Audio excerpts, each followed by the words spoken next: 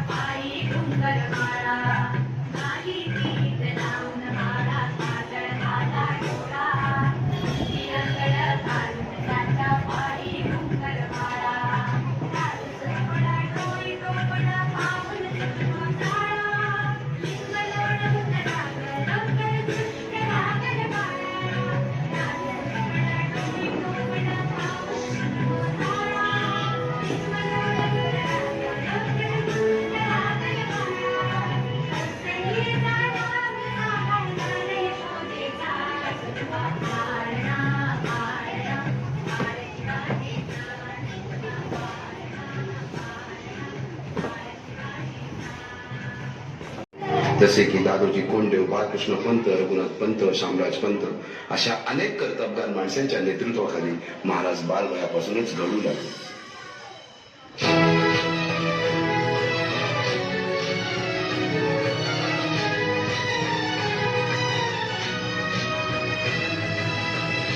अर्जुन तूच केशव, तू तुझा हो सारथी.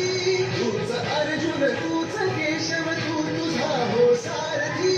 करुणी मारगणी वावरते भूमीस आहुती. करुणी मारगणी वावरते भूमीस आहुती.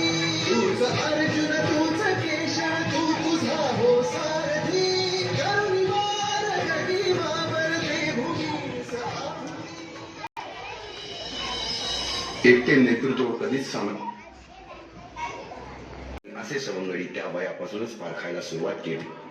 तानाजी मालुसुरे, सूर्याजी मालुसुरे, यसाजी कंक, सूर्याजी काकडे, बाजी जेदे आणि अशा अनेक सवंगड्यासमोर शिवबांनी शपथ घेतली स्वराज्याची, शपथ घेतली स्वराज्याच्या बांधणीची.